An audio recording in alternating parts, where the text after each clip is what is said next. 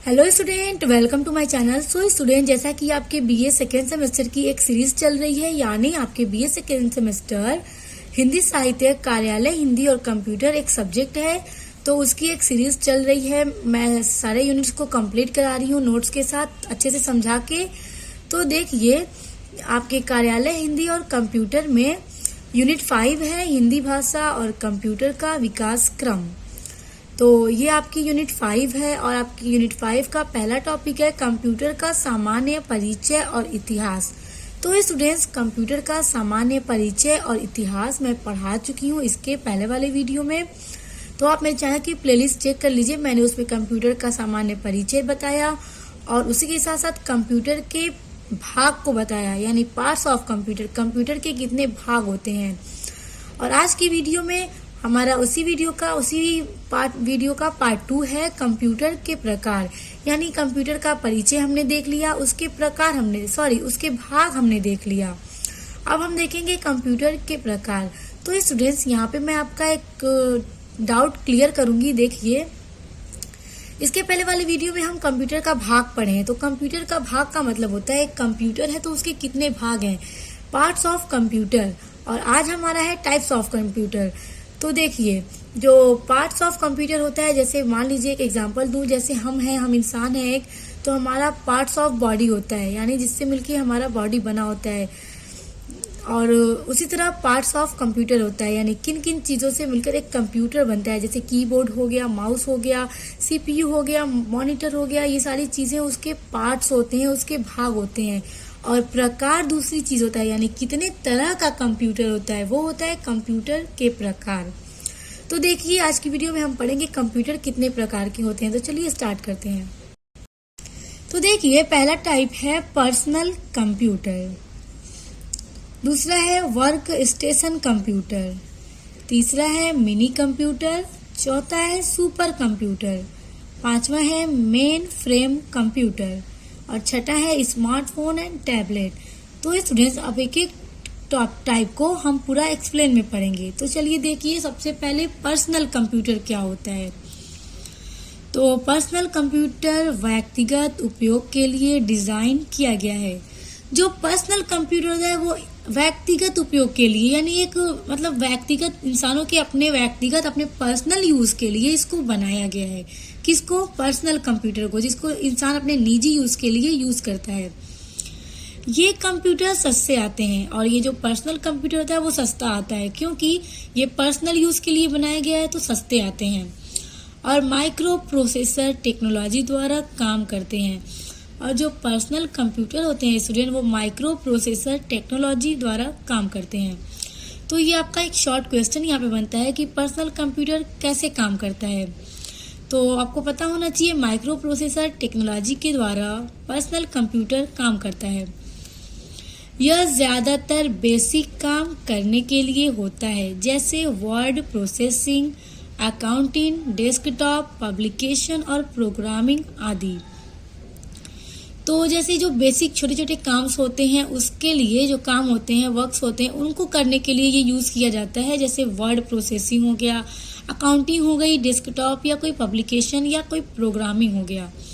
और ये जो पर्सनल कंप्यूटर होता है ना, उसका घर पर भी यूज करने के लिए किया जाता है। जैसे देखिए, यह घर पर इंटरनेट ब्राउजिंग, यानी जो ब्राउजर होता है जिसका यूज हम करते हैं घर में बैठे, कोई भी चीज हमें सर्च करनी होती है हम घर में बैठे कर लेते हैं। तो क्या हुआ, हम अपने पर्सनल यूज के लिए ही कर रहे हैं ना। और गेम खेलने के लिए भी प्रयोग होता है, और जो पर्सनल कंप्यूटर है वो गेम खेलने के लिए भी यूज किया जाता है। तो स्टूडेंट्स, पर्सनल कंप्यूटर क्या है, आई होप कि आपको अच्छे से क्लियर हो गया होगा। दूसरा देखिए, वर्क स्टेशन कंप्यूटर। तो अब वर्क स्टेशन कंप्यूटर क्या होता है, देखिए समझिए। सामान्य कंप्यूटर्स की तुलना में वर्क स्टेशन कंप्यूटर की कार्य क्षमता कई गुना अधिक होती है। यानी स्टूडेंट, सामान्य कंप्यूटर यानी जितने भी तरह के कंप्यूटर होते हैं उन सब में से वर्क स्टेशन कंप्यूटर की जो कार्य करने की क्षमता, यानी जो उसकी कैपेसिटी होती है काम को करने की, वो कई गुना फास्ट होती है, ज्यादा होती है। यानी ये कोई भी काम को बहुत ही जल्दी, बहुत कम टाइम में कर देता है, बहुत ही आसानी से, क्योंकि इसकी स्पीड बहुत फास्ट होती है। परंतु इस कंप्यूटर को एक समय में एक ही व्यक्ति इस्तेमाल कर सकता है और ये जो वर्क स्टेशन कंप्यूटर है, इसको एक टाइम में, मान लीजिए वर्क स्टेशन कंप्यूटर है तो उसको एक टाइम में सिर्फ एक ही आदमी इस्तेमाल कर सकता है। अगर किसी और को वर्क हुआ तो वो बाद में करेगा। एक वर्क स्टेशन कंप्यूटर में शक्तिशाली प्रोसेसर और भारी स्टोरेज और ग्राफिक्स कैपेसिटी होती है। यानी स्टूडेंट्स, जो वर्क स्टेशन कंप्यूटर होता है उसके कार्य करने की क्षमता भी बहुत ज्यादा होती है और उसमें बहुत सारे स्टोरेज और ग्राफिक कैपेसिटी होती है, यानी ये हर तरह से अच्छा ही होता है। इन कंप्यूटर्स का इस्तेमाल पर्सनल और प्रोफेशनल दोनों उद्देश्यों के लिए किया जाता है। और ये जो कंप्यूटर होता है इसका यूज प्रोफेशनल और पर्सनल दोनों उद्देश्यों के लिए किया जाता है, यानी दोनों पर्पस के लिए किया जाता है। इस तरह के कंप्यूटर्स का उपयोग किसी ग्राफिक डिजाइनर, इंजीनियरिंग कंपनी, विभाग या संसाधनों द्वारा किया जाता है। तो जो वर्क स्टेशन कंप्यूटर होता है इसका यूज बड़ी बड़ी कंपनियों में यूज किया जाता है, किसी ग्राफिक डिजाइनर के द्वारा यूज किया जाता है, इंजीनियरिंग कंपनी जो होती है, इस तरह की बड़ी बड़ी जो कंपनियां, कोई विधान संस्था जो होते हैं उसमें यूज किया जाता है। क्योंकि वर्क स्टेशन कंप्यूटर की जो काम करने की स्पीड होती है ना, वो बहुत ज्यादा फास्ट होती है, इसलिए बड़ी बड़ी कंपनियां इसका ही यूज करती हैं। तो स्टूडेंट्स, आपके टाइप्स ऑफ कंप्यूटर का तीसरा टॉपिक है मिनी कंप्यूटर। अभी तक हमने पर्सनल कंप्यूटर और वर्क स्टेशन कंप्यूटर को पूरा डिस्कस कर लिया, तो आई होप कि आपको समझ में भी आ रहा होगा। मिनी कंप्यूटर एक मल्टी यूजर सिस्टम कंप्यूटर है जहां एक समय में एक से अधिक यूजर एक साथ कार्य कर सकते हैं। यानी जो मिनी कंप्यूटर होता है वो एक ऐसा यूजर सिस्टम है, मल्टी यूजर सिस्टम, जिस पर एक टाइम में एक से ज्यादा यूजर अपना अपना काम कर सकते हैं।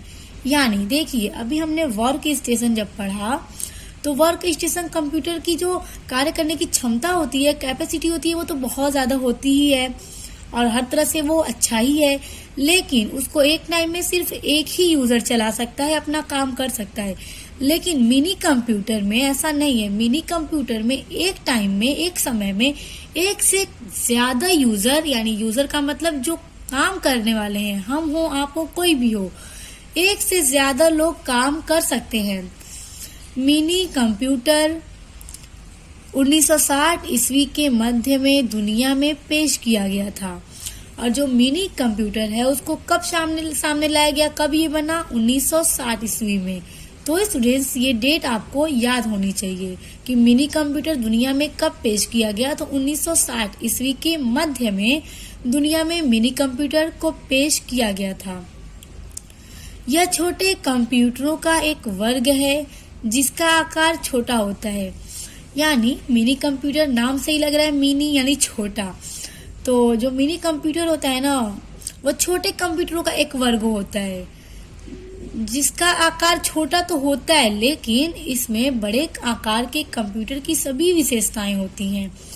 यानी स्टूडेंट्स, ये देखने में छोटा भी होता है लेकिन इसमें बड़े बड़े कंप्यूटर्स की जो विशेषताएं होती हैं, जो अच्छी अच्छी विशेषताएं उसमें हैं, उसी तरह की चीजें इसमें भी होती हैं। ऐसा नहीं है कि ये छोटा है तो इसमें वो सारी चीजें नहीं है, इसके कार्य करने की क्षमता ज्यादा नहीं है, ऐसा नहीं होता है। दिखने में छोटा जरूर होता है मगर इसकी विशेषताएं बड़े कंप्यूटर की तरह ही होती है।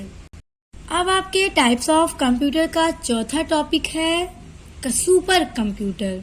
तो स्टूडेंट देखिए, नाम से ही लग रहा है कितना शक्तिशाली होगा। देखिए, सुपर कंप्यूटर अत्यधिक शक्तिशाली होते हैं। जाहिर सी बात है, नाम से ही पता चल रहा है। हाई परफॉर्मेंस प्रदान करने की वजह से इनका इस्तेमाल अधिकतर साइंटिफिक उद्देश्य या इंजीनियरिंग कार्यों के लिए किया जाता है। यानी इसकी जो हाई परफॉर्मेंस है, यानी इसकी कार्य करने की जो क्षमता है वो बहुत ज्यादा है, बहुत फास्ट है और शक्तिशाली भी है। इसी वजह से बड़ी बड़ी कंपनियां जो हैं, साइंटिफिक उद्देश्य जो होते हैं या जो इंजीनियरिंग कंपनियां होती हैं जिसमें बड़े बड़े काम किए जाते हैं, वो सारी कंपनियां सुपर कंप्यूटर का यूज करती हैं अपने कामों को करने के लिए, ताकि उनका काम जल्दी से जल्दी हो। छोटे छोटे कंप्यूटर्स रख लेंगी तो नहीं होगा, बड़े बड़े काम हैं तो बड़ा बड़ा कंप्यूटर चाहिए जो सुपर हो, जो फास्ट हो। यह फास्टेस्ट होने के साथ साथ, यानी ये तेज होने के साथ साथ काफी एक्सपेंसिव भी होता है। सुपर कंप्यूटर काफी एक्सपेंसिव होता है, काफी महंगा भी होता है। इसलिए इसका इस्तेमाल भी बड़े बड़े प्रोजेक्ट्स में कंपनी द्वारा किया जाता है।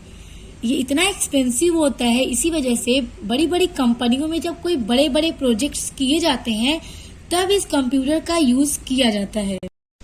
माना जाता है एक सुपर कंप्यूटर के पास एक सेकेंड में 10 ट्रिलियन कैलकुलेशन करने की क्षमता होती है। तो स्टूडेंट्स देखिए, सुपर कंप्यूटर तो बहुत सुपर फास्ट होता ही है, और ये भी माना जाता है कि एक सेकेंड में सुपर कंप्यूटर के पास 10 ट्रिलियन कैलकुलेशन करने की क्षमता होती है। यानी ये इतना फास्ट होता है, इसलिए बड़ी बड़ी कंपनियां इसका जब बड़ा बड़ा कैलकुलेशन करना होता है तो इसका यूज करती हैं। तो स्टूडेंट्स देखिए, टाइप्स ऑफ कंप्यूटर में सभी कंप्यूटर्स के जो मैं टाइप्स आपको बता रही हूँ उसके बेसिक नॉलेज तो आपको हो ही रही होगी। तो स्टूडेंट्स, आपके टाइप्स ऑफ कंप्यूटर का 5वां टॉपिक है मेन फ्रेम कंप्यूटर। तो ये देखिए, मेन फ्रेम भी माइक्रो कंप्यूटर की तरह कई यूजर्स को सपोर्ट करता है। यह एक साथ में बहुत सारे प्रोग्राम्स एक साथ निष्पादित करता है। तो जो मेन फ्रेम कंप्यूटर होता है वो भी माइक्रो कंप्यूटर की तरह ही यूजर्स को सपोर्ट करता है। यानी एक साथ में ये भी बहुत सारे यूजर को सपोर्ट कर लेता है। यानी इस पर भी एक टाइम में ज्यादा लोग काम कर सकते हैं, और ये एक समय में यानी एक ही टाइम में बहुत सारे प्रोग्राम्स को, बहुत सारे वर्क्स को एक साथ ही कर देता है। तो स्टूडेंट्स, अब आपके टाइप्स ऑफ कंप्यूटर का 6वां टॉपिक है स्मार्टफोन एंड टैबलेट। तो ये देखिए, समझिए, बदलते समय के साथ टेक्नोलॉजी और एडवांस हो चुकी है। यानी स्टूडेंट, जैसे जैसे टाइम और ज्यादा बदल रहा है, जैसे जैसे वक्त गुजर रहा है, उसी तरह से जो टेक्नोलॉजी है वो और ज्यादा एडवांस होती जा रही है और ज्यादा तरक्की प्रोग्रेस करती ही जा रही है। नए नए तरह के चीजें बना रही है, जिसने ऐसे कंप्यूटर्स को विकसित किया है जो हमारी जेब में फिट हो सकते हैं। तो इसी तरह बदलते वक्त के साथ टेक्नोलॉजी ने एक ऐसा कंप्यूटर बना दिया जो हमारी जेब में फिट हो जाते हैं। क्योंकि स्मार्टफोन आप लोग जानते ही हैं, आप सबके पास होता है और आप लोग आराम से उसको अपनी जेब में रख के जहाँ चाहे वहाँ ले जा सकते हैं। स्मार्टफोन और टैबलेट भी कंप्यूटर का ही एक प्रकार है। तो जो स्मार्टफोन है और टैबलेट है स्टूडेंट, वो भी कंप्यूटर का ही एक प्रकार है। क्योंकि देखिए, इसमें बहुत बड़े बड़े वर्क्स तो नहीं हो सकते जैसे कंपनियों के बड़े बड़े कंप्यूटर में होते हैं, लेकिन अगर आपके पास स्मार्टफोन है, टैबलेट है, तो आपको कोई भी चीज, कोई भी टॉपिक को सर्च करना है गूगल पे, क्रोम पे, आप आसानी से कर सकते हो। कोई भी क्वेश्चन ऐसा हो जो आपको ना पता हो, आपको थोड़ा सा भी डाउट हो, आप उस पर क्लियर कर सकते हो, जिसके माध्यम से हम मल्टीपल टास्क को आसानी से कर पाते हैं। तो किसके माध्यम से? स्मार्टफोन और टैबलेट के ही माध्यम से। यानी उसी की वजह से हम जो मल्टीपल टास्क होता है उसको भी आसानी से, बहुत ही इजीली कर सकते हैं। इस प्रकार के कंप्यूटर में, तो किस प्रकार के, यानी स्मार्टफोन एंड टैबलेट, क्योंकि ये भी एक कंप्यूटर की तरह ही हमारे लिए होते हैं। इस प्रकार के कंप्यूटर में रैम, रोम तथा अन्य स्पेसिफिकेशंस कम होते हैं। इस प्रकार के कंप्यूटर में रैम मतलब स्टूडेंट्स होता है, रैम का फुल फॉर्म है रैंडम एक्सेस मेमोरी, रोम का फुल फॉर्म है रीड ओनली मेमोरी। तो देखिए स्टूडेंट, जैसे कंप्यूटर जो अभी हमने पढ़े, जैसे work station computer, super computer, mini frame computer, इस तरह के जो कंप्यूटर्स हमने पढ़े वो बड़े बड़े प्रोजेक्ट्स के लिए बड़ी बड़ी कंपनियों में यूज किए जाते हैं। लेकिन स्मार्टफोन का यूज क्या एक बड़ी ही कंपनी अपने बड़े प्रोजेक्ट के लिए कर सकती है? नहीं कर सकती। लेकिन ये हमारे पर्सनल यूज के लिए हम इसे यूज कर सकते हैं, क्योंकि इसमें वो सारे काम हो सकते हैं जो हमें अपने डेली यूज में होने चाहिए। जैसे मान लीजिए अभी आपको टिकट बुक करना हो गया, आप अपने स्मार्टफोन से कर सकते हैं। आपको किसी होटल की रूम की बुकिंग करना है, आप वो भी कर सकते हैं। ये सारे इस तरह के काम हम अपने स्मार्टफोन में आसानी से कर सकते हैं। मगर कंपनी के बड़े बड़े प्रोजेक्ट्स हम अपने स्मार्टफोन या टैबलेट से नहीं कर सकते। उसके लिए तो हमें बड़े बड़े कंप्यूटर्स की ही जरूरत पड़ती है। लेकिन कहीं ना कहीं अपने आप में भी टैबलेट और स्मार्टफोन एक बहुत अहम भूमिका निभाते हैं, मतलब हमारे जिंदगी में। तो देखिए, रैम, रोम तथा अन्य स्पेसिफिकेशंस कम होते हैं। ओके, समझ में आ गया? जिस वजह से, तो स्टूडेंट्स देखिए यहाँ पे वजह रहेगा, जिस वजह से यह हैवी टास्क को आसानी से करने में सक्षम नहीं होते। यानी इसी वजह से, यानी इसमें और बड़े बड़े कंप्यूटर की तरह तो बड़े बड़े फीचर्स नहीं होते, बड़े बड़े प्रोजेक्ट्स में हम इसे यूज नहीं कर सकते। तो यही वजह है, यानी इसमें जो रैम रोम होता है वो भी कम होता है कंप्यूटर्स के अकॉर्डिंग, जिस वजह से यह हैवी टास्क को आसानी से करने में सक्षम नहीं होते। हालांकि पोर्टेबिलिटी, कम दाम तथा उपयोगिता के कारण यह हर व्यक्ति के पास देखने को मिल जाते हैं। हालांकि पोर्टेबिलिटी, स्टूडेंट्स पोर्टेबिलिटी मतलब होता है ना, जैसे कोई भी चीज ऐसी हो जिसे हम आसानी से इधर उधर ले जा सकें, जो हल्का होता है। क्योंकि स्मार्टफोन या टैबलेट को हम आसानी से अपने पॉकेट में रख के कहीं पर भी ले जा सकते हैं, उसका यूज अपने पर्सनल, अपनी डेली लाइफ में कर सकते हैं। अपने स्टडी के लिए भी हम उसका यूज कर सकते हैं। लेकिन क्या बहुत बड़े कंप्यूटर अगर हमारे पास है तो क्या हम उसको जब चाहें बाहर जाएं, कहीं जाएं तो ले जा सकते हैं? हम उसे नहीं ले जा सकते। लेकिन स्मार्टफोन को हम आसानी से ले जा सकते हैं। कम दाम, यानी इसका दाम जो है वो भी कम होता है। बड़े बड़े कंप्यूटर यानी super computer, work station computer की तरह इतने महंगे भी नहीं होते हैं। तथा उपयोगिता के कारण, क्योंकि इसकी उपयोगिता भी तो हमारे लाइफ में बहुत ज्यादा है, क्योंकि आज सभी के पास स्मार्टफोन होते हैं। स्टूडेंट्स अपना स्टडी का काम भी इससे करते हैं और बाकी और बहुत सारे काम किए जाते हैं। किसी से बात करना हो, कोई भी चीज हो, हम इसी से करते हैं। इसी वजह से हर व्यक्ति के पास ये देखने को मिल जाते हैं और आज के टाइम में हर किसी के पास स्मार्टफोन जरूर होता है। सो स्टूडेंट, आज की इस वीडियो में हमने कंप्यूटर के प्रकार पढ़े। तो उम्मीद करती हूँ जितने भी कंप्यूटर के प्रकार मैंने आज आपको बताए आपको समझ में भी आ गए होंगे और आपके पास उसकी बेसिक्स नॉलेज भी हो गई होंगी। तो स्टूडेंट्स, अपने बीए सेकेंड सेमेस्टर की कार्यालय हिंदी और कंप्यूटर की सभी यूनिट्स को पढ़ने के लिए आप मेरे चैनल को सब्सक्राइब करके बेल आइकन को प्रेस कर लीजिए। तो अब मिलते हैं नेक्स्ट वीडियो के साथ।